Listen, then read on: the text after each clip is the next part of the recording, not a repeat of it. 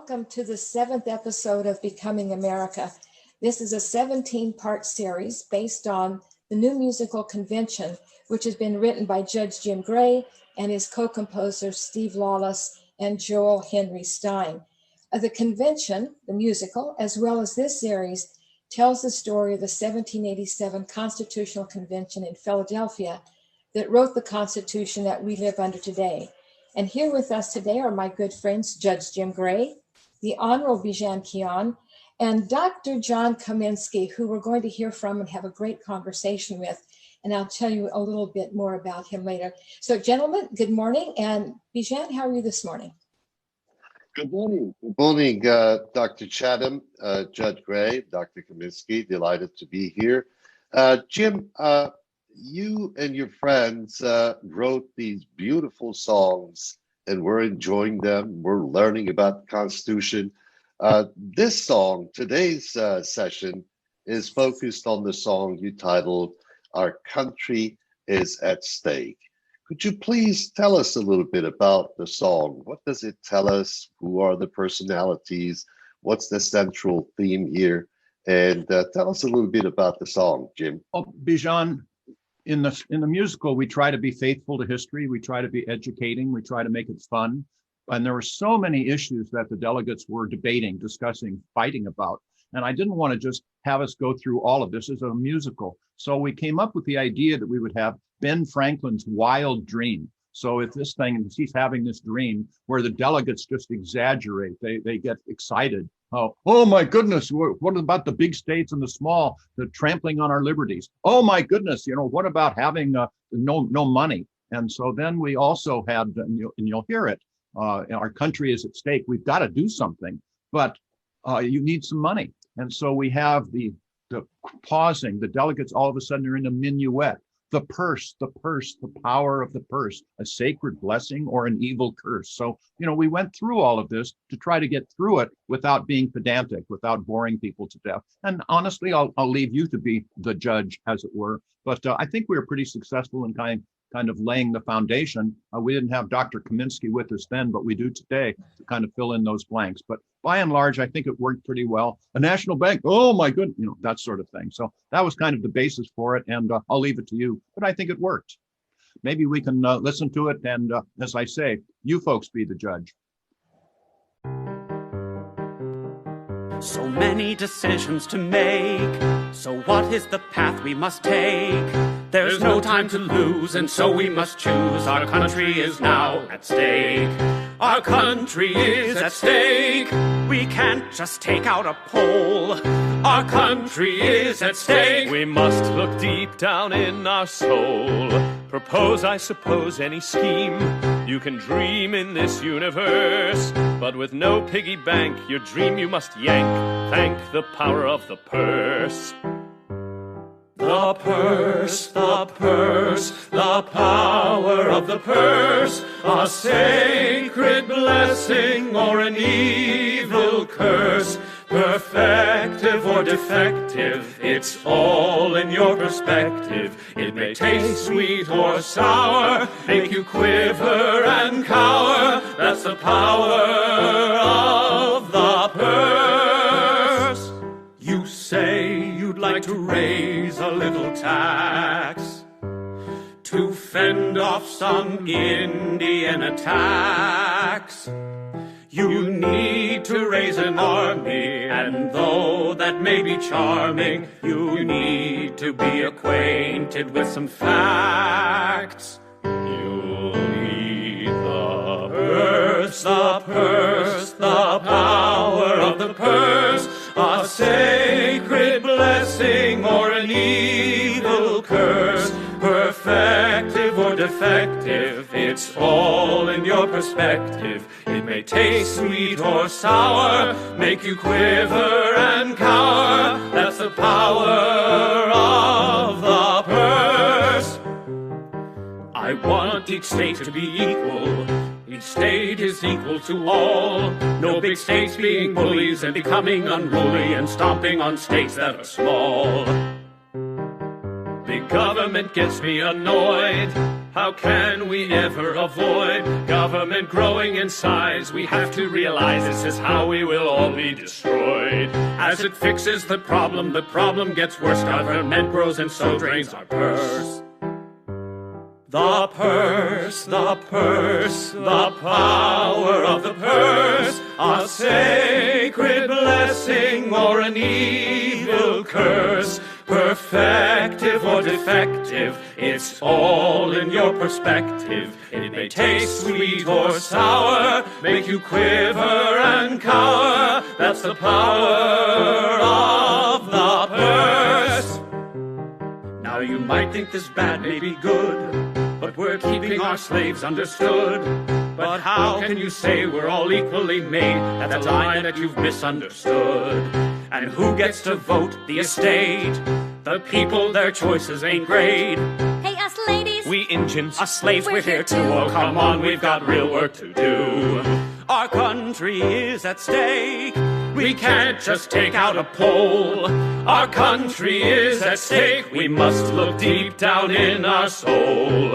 So bigger states versus the small. Big government or no rules at all. Will a national bank succeed or tank? And will slavery cause us to fall? Let's all go home and sleep on it, or else we all can weep on it. I've no other reply. If we try to or die, we will all surely perish. Doggone it! No, we'll just bide our time till the slashing is done and put our faith back in George Washington. Yes, we'll just bide our time till the slashing is done and put our faith back in George Washington. Our country is at stake. We can't just take out a poll. Our country is at stake. We must look deep down in our soul. Our country is at stake. We can't just take out a poll. Guess we'll just bide our time till the slashing is done and put our faith back in George Washington. Our country was very diverse at that time. In fact, many people refer to their own state as my country. They really didn't see themselves as totally unified as Americans. But to help us navigate these issues of division, the things that divided our country at that time, we have a tremendous guest, one of the foremost experts in the country on the Constitution, and I would venture to say the most foremost expert and authority on the ratification of the Constitution, Dr. John Kaminski. He earned his PhD from the University of Wisconsin-Madison in 1972, but even 2 years before that, he was hired as a research person at the university. Then in 1981, he founded the Center for the Study of the American Constitution. It's a treasure trove of documents about the ratification. He's edited 35 volumes of documents, from personal letters, newspaper articles, town journals, 70,000 documents, and I've seen probably only 100 of them. He's also co-authored and edited at least 30 other books, several of which I have, and they're right here. I love his work. But he spent 50 years, and Dr. Kaminski, this is your 50th year. So you're kind of celebrating an anniversary here. Before we get into talking about the Constitutional Convention and ratification, would you just tell us about the center and this life's work that you've devoted yourself to? Yes. Well, as you say, it's been going on now for about 40 years, and it has grown. And we have, I think, a pretty nice website. It's loaded with documents and lesson plans and all kinds of other things that people might be interested in. And so it's easy to get to. Just look up CSAC Wisconsin history, and there it is. But we are involved in mainly the documentary history of the ratification of the Constitution. That's our main enterprise. As you mentioned, 35 volumes have been published, and we've got another 5 to go. We're in the last series, 6 volumes on the Bill of Rights. The first volume just coming out this week as we're speaking, in fact. And so we do that as research. We publish other volumes, which you showed too, but we've done a number of other volumes. We give seminars for mainly high school teachers.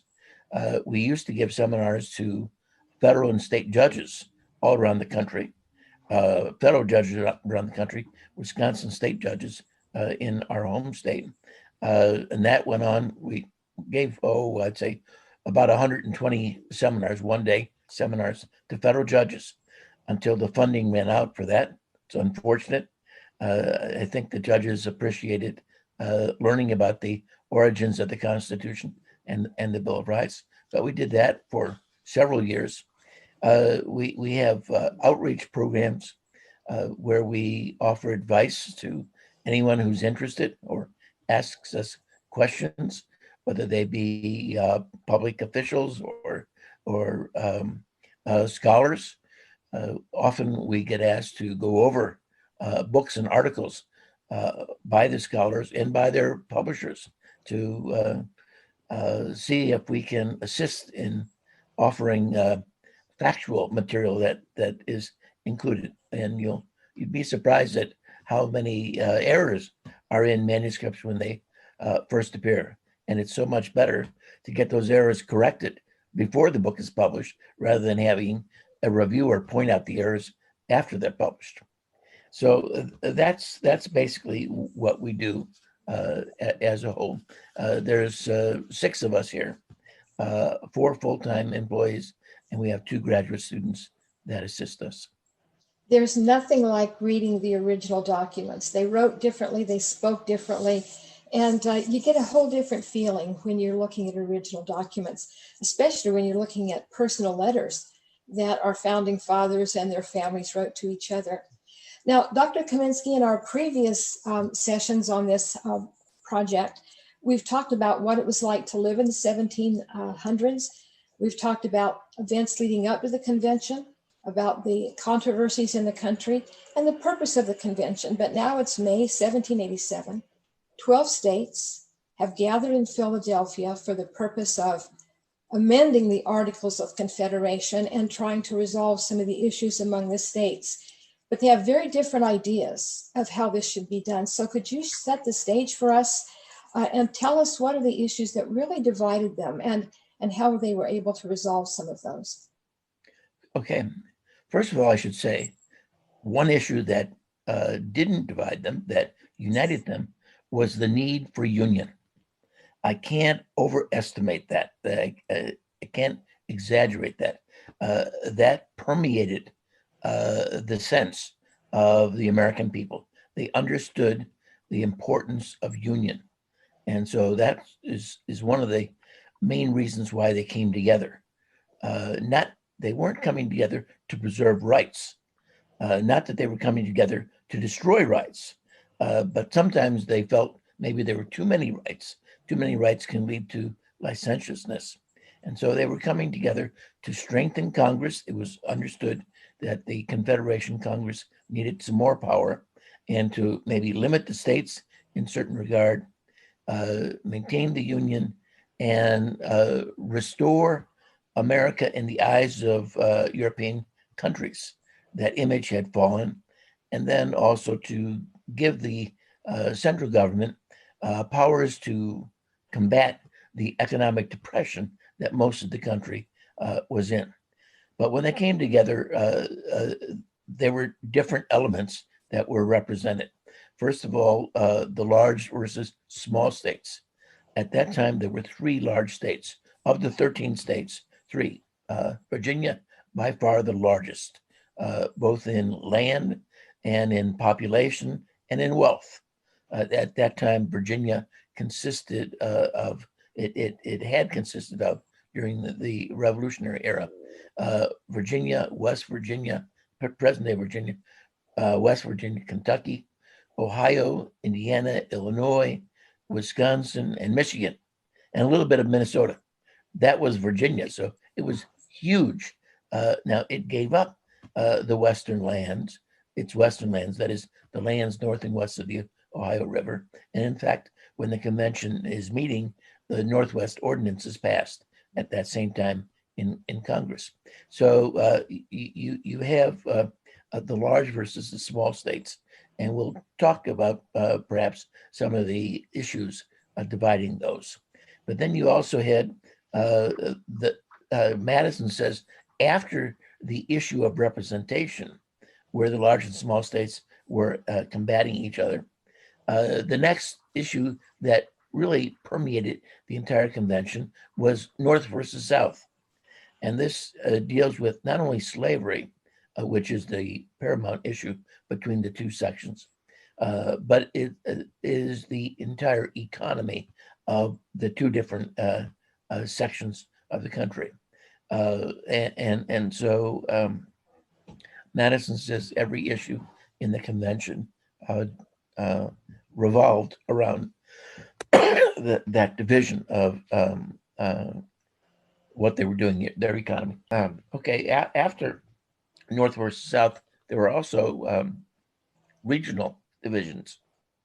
New England despised New York, let's say, and they did not care for each other at all. Virginia and Pennsylvania didn't get along. The Carolinas didn't get along with each other. So that there were regional splits as well. And there's the carrying states. These are the states that deal primarily with foreign trade. And other states did not import very much.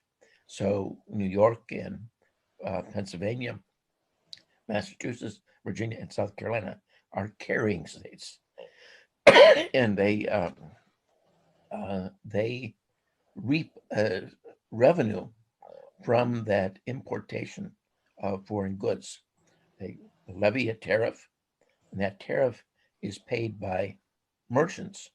And the merchants pass along that tariff in the form of increased prices for the goods.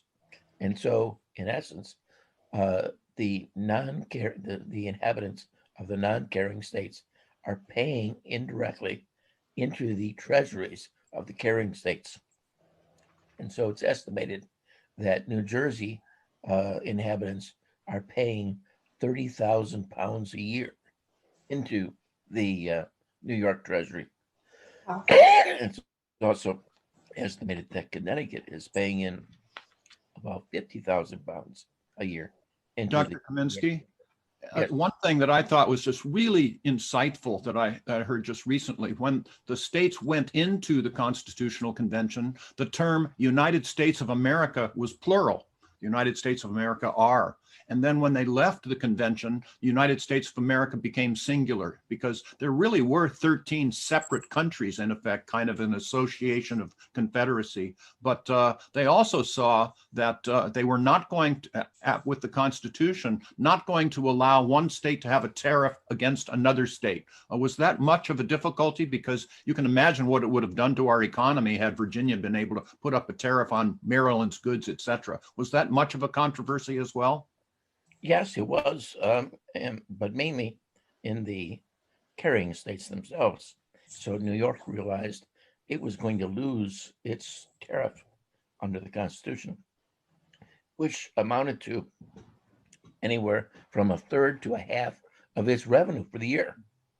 Now, on the other hand, states like New Jersey and Delaware, they were delighted that the indirect payment of tariffs to New York and Pennsylvania was going to stop, and that money would go into the federal coffers, and thus for the benefit of the entire country, including themselves. And so under the Confederation, not only did states like New Jersey and Delaware have to pay increased prices for imported goods, and that money went into New York or Pennsylvania's treasury, but then they had to tax their citizens because they needed revenue for their civil list and other things. Well, they were not, they were going to get some benefit out of that tariff, federal tariff then. Well, just giving the federal government the power. You look like you had a question. Huge thing. Just to give the federal government the power to tax directly was just enormous, but otherwise, they weren't getting anything. They had to rely on the largesse of the various other states. So I assume that was rather bitterly contested. Well, yes and no. I think there were two issues when we look at the convention and we see what it's called for. It's called to amend the Articles of Confederation. There were two issues that pretty much everybody agreed on, that the articles should be amended. One was Congress needed the power to tax, and the other was Congress needed the power to regulate trade.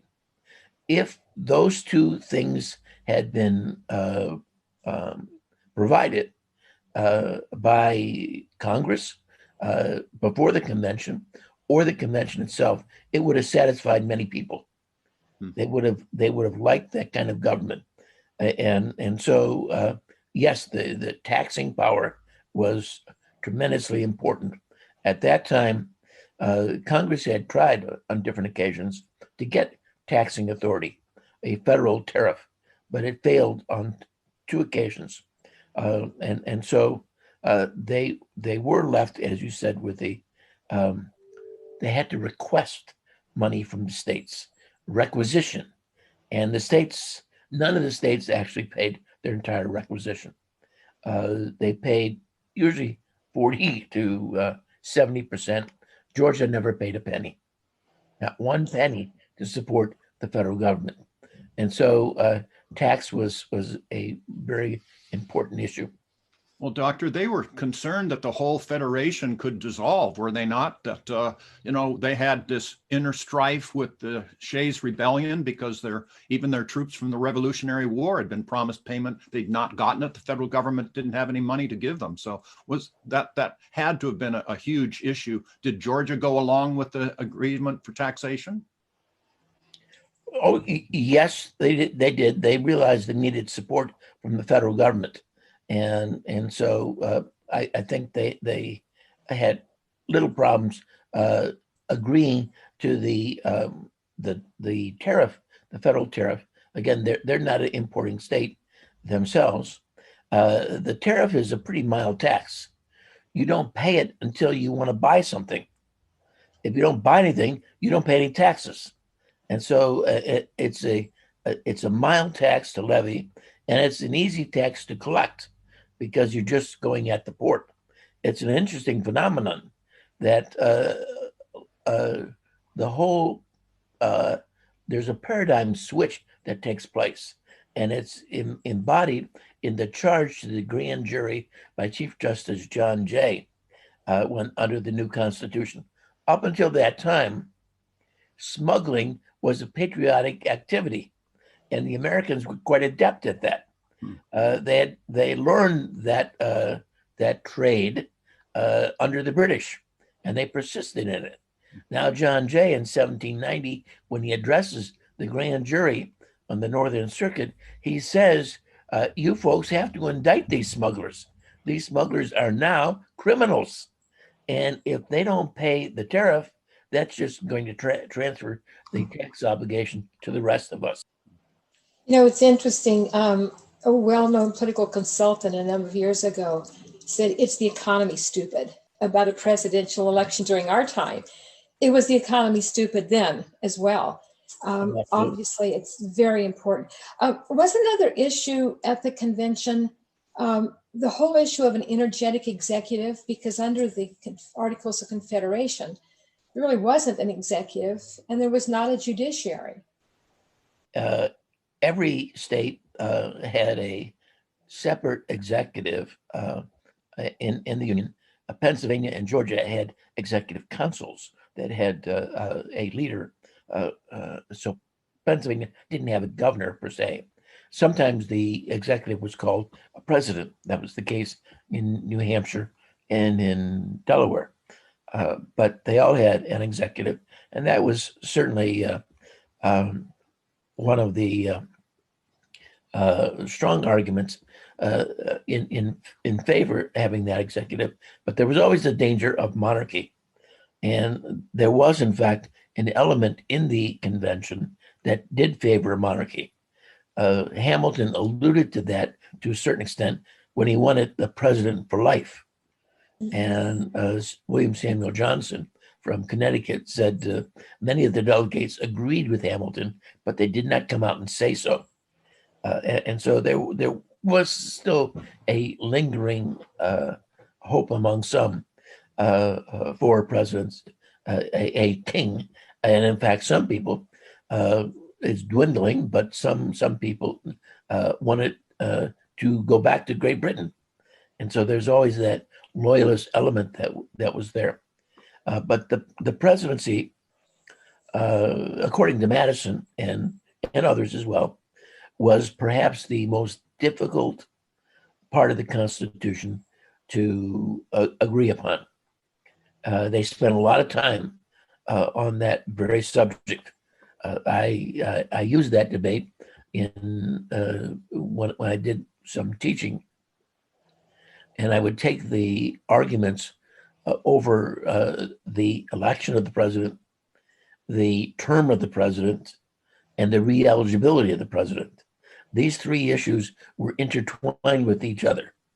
And so they kept on debating these three issues. And so the sense of it is this: if you have the president elected by the Congress, then you have to be very careful that the Congress doesn't control the president and doesn't intrigue with the president. So you give the president a long term, like 7 years, up to 14 years, they talked about, and one term. The president cannot serve a second term. But maybe that doesn't work so well. Let's say the president is elected by the people. Well, if that's the case, you want it to be a short term, 2 years. And then you want the president to be re-eligible. And so both those extremes were favored by some and opposed by others. It's interesting. Where did the Electoral College come into this, Doctor? Okay, well, that's what comes next then. It's interesting that when they talk about election by the people, that seems to be a very democratic point of view, but it's not so clear that that's the case. That is, Gouverneur Morris of Pennsylvania and James Wilson of Pennsylvania favor election by the people. And if you just read the words, you think, wow, they're very democratic. Well, they're not. They're very conservative and not so democratic. They fear the people. But what they also fear is the states. And they fear that the people working through the states will have too much power.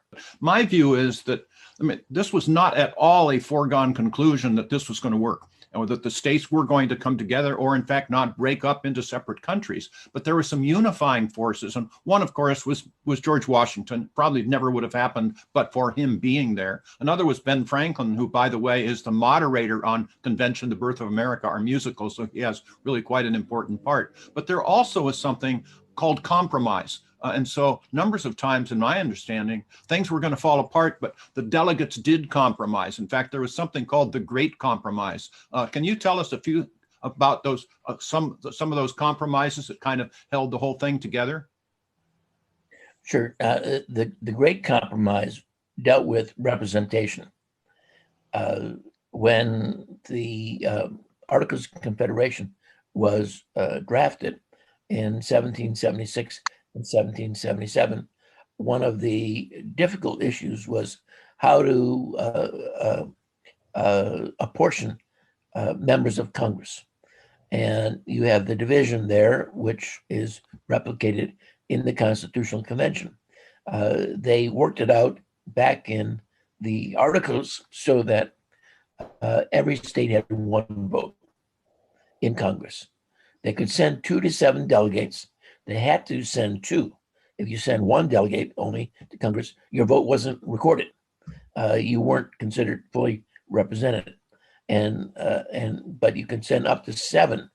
Most delegates, most states elected 5, and they sent 3. That way, if somebody got sick, they would still have a complete delegation. But most people who were elected wanted to go home right away. You see that all the time. They're asking for one of the fourth and fifth delegate to come and replace them. That's the representation under the articles. The big states, the large states, don't like that at all. So when the Constitutional Convention comes together, Virginia takes the lead, and it proposes in a plan, it's called the Virginia Plan, that there be a bicameral legislature. Under the articles, there's only one house, but under this new constitution, they're proposing two houses, one which is larger than the other. Most of the states have bicameral legislatures. Only Georgia and Pennsylvania do not. And then the District of Vermont doesn't have a bicameral legislature as well. But they're modeling their legislatures on their states. And so Virginia proposes that both houses of Congress be apportioned by population, counting only the white vote, not counting slaves. Sort of surprising that Virginia proposes that because they had so many slaves. And so the smaller states, they oppose such a thing. And in fact, there's only one specific instruction that was given to any state delegation. They were all supposed to amend the articles, but one state, that's Delaware, instructed its delegation not to give up the equality of the states in Congress. And so they were charged with doing that. And so when they debated this issue, both sides were pretty adamant on this. And finally, they almost broke up over this very issue. It was the first issue that they took up. And it was decided that one house, the House of Representatives, would be elected, would be apportioned among the states on the basis of population, whereas the Senate would be have equal state representation in it. Eventually, 2 senators from each state was what was decided. And that could not change. There's a provision in the Constitution that says no state can be deprived of its representation in the Senate. You talked about the common theme amongst them, and it was a desire for unity. But they also had some very hard interests. You mentioned, decisions that required the compromise.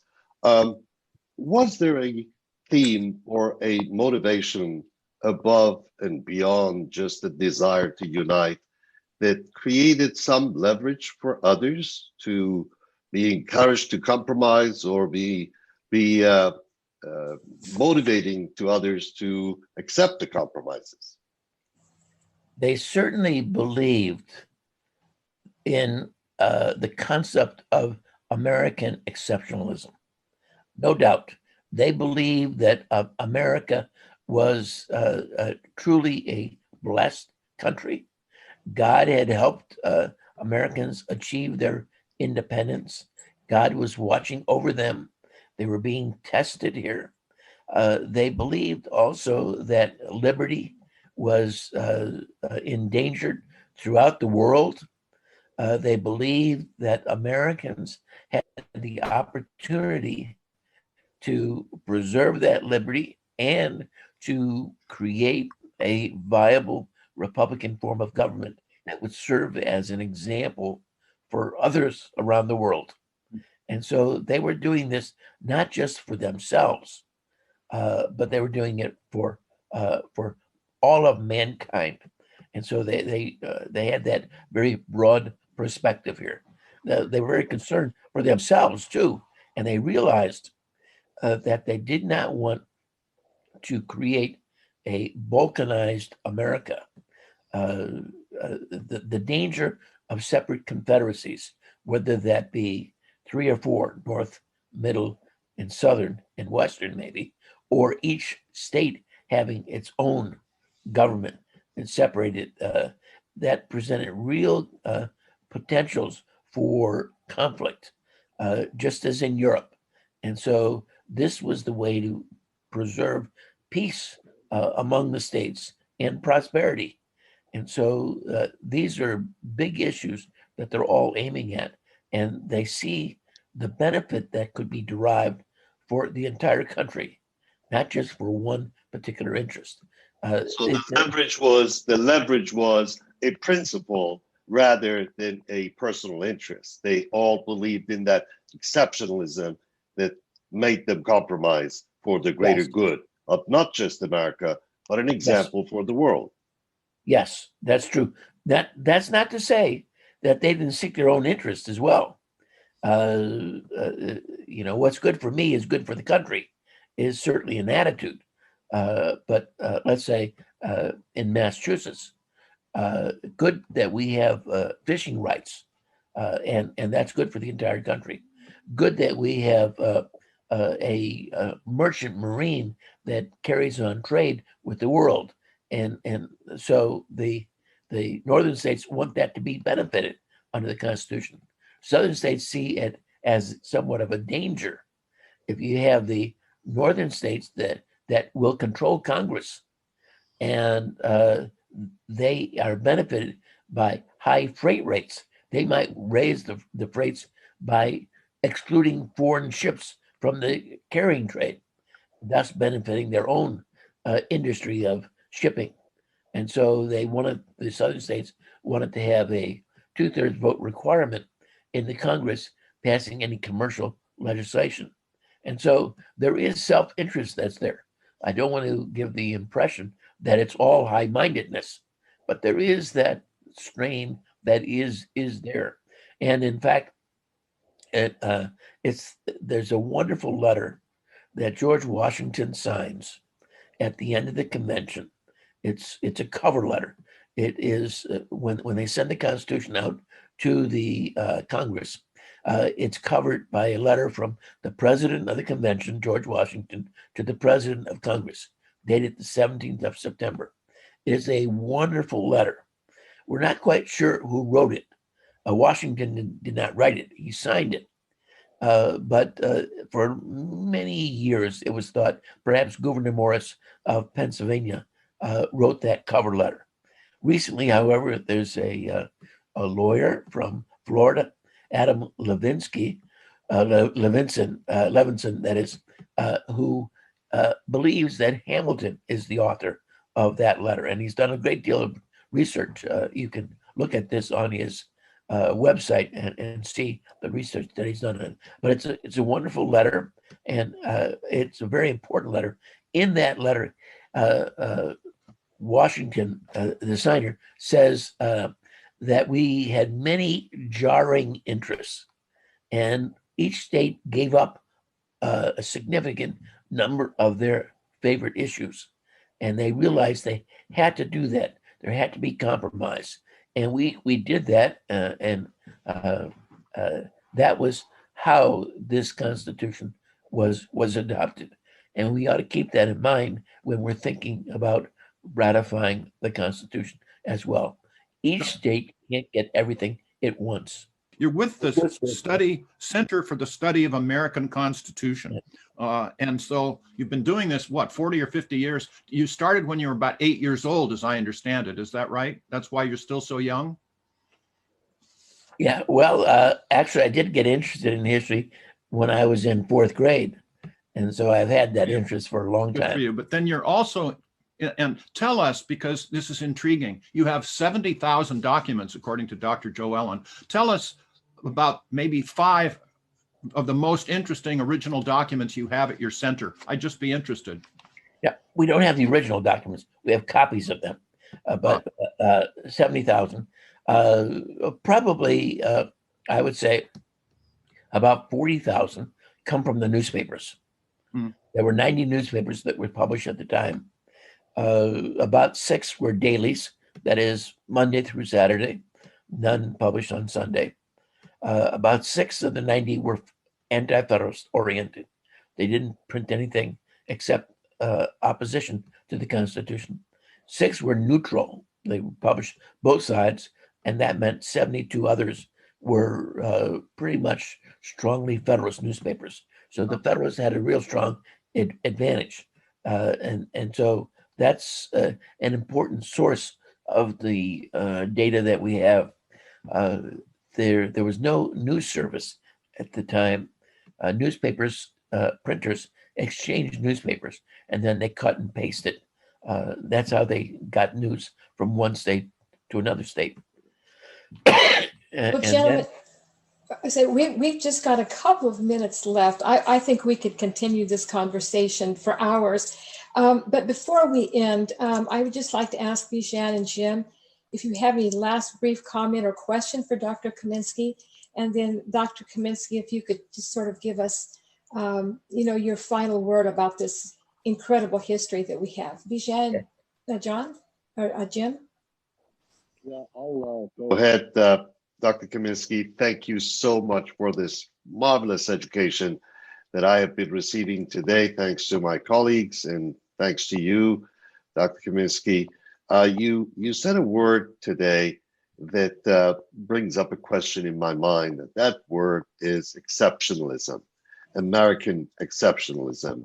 233 years ago, these men were thinking about American exceptionalism, and that bonded them together to help them make compromises so that we can have this most beautiful document ever written in human history, the Constitution of the United States. Now, my question to you, sir, is that American exceptionalism, that thought, that principle, that very important principle, how has it survived throughout these years? And as you look at the history of Constitution, how is it preserved? And who mainly is responsible to guard that very important feature of America, exceptionalism? I would say one of the key ingredients of the Constitution is the amendment process. Under the Articles of Confederation, it took a proposal by Congress and a unanimous ratification by the state legislatures. That proved to be impossible. No amendments were ever adopted under the procedure. Article 5 mentions how amendments can be achieved. There's two methods of proposing amendments and two methods of adopting amendments by state legislatures or state conventions. It's not easy. It wasn't meant to be easy, but it wasn't impossible. And so the founders understood that they needed compromise at that time to get the Constitution through. And they realized that what they had done was not to be permanent and unchanged. They understood that the times would change. Well, Doctor, may I add my thanks to you? I've been taking notes while you've been speaking, and may I go back for my question to one original comment you made where you had your center that was actually educating federal judges as well as judges from Wisconsin. I fear that sometimes as a judge, I would be able to swear people into various jobs, bar associations and the rest. And of course, they raise their right hand and swear to uphold and defend the Constitution. And then I make them continue to hold their hand up and swear that they'll read it, because I don't think many people in our country, including some of my fellow judges, really do read the Constitution. But I thank you for that. How understood do you think the Constitution is today, both by judges as well as the common citizen? Probably not very well understood. And today, I would say, if you mention the Constitution to most people, they would think of the Bill of Rights when you talk about the Constitution. And there's obviously much more. There was no Bill of Rights to begin with in the Constitution. Well, that's what drove me and my cohorts to write this musical convention, The Birth of America, to make it fun, but to make it educational, and to make people be proud of who we are still, and rightfully so. It is the name of this show that you have graced us with being a guest on, Becoming America, America is a perfect idea. The United States of America is a work in progress. So yes, we're not perfect, but those amendments, like you were saying, Doctor, really did, it made slavery illegal, gave votes for women, etc. So thank you for that. And we really appreciate your coming on. So that's my final question and comment, except that you've heard the songs. Joellen will mention this as well, but you're not cheating to go onto our website and listen to the songs, the ones you've heard of already, or this one today, which was, again, our country is at stake, or even in the future. You're not cheating if you crib and hear some songs in the future. But thanks again. Dr. Kaminski, I can't thank you personally enough for your spending this time with us today. You're just a treasure of knowledge, and I encourage people to go to the website, the Center for the Study of the American Constitution, and you will find thousands of documents that are fascinating to read and will tell you a little bit about how we got to this period of our history and of world history, for that matter. You can also go to Judge Jim Gray's website. It's simply judgejimgray.com, and you can listen to all of the songs, as he just said. And you might also go to the Center for the Center for Public Policy, Citizenship, and Ethics at Concordia University, Irvine, and you can get a daily blog on what happened every day during the Constitutional Convention. And I'd like to leave you with a little quiz. Since Dr. Kaminski mentioned the Bill of Rights, when the Bill of Rights was written, there were actually 12 amendments that were proposed, not just 10. 2 of them were not ratified by the states, and that's why we have 10 amendments called the Bill of Rights. But in 1992, one of those 12 actually passed. It was ratified 200 years later. And if you want to know what it was, just pull out your Constitution and read the 27th Amendment. So everyone, thank you for being with us. Dr. Kaminski, especially thank you. And we'll see you next time when we talk about the power of hope.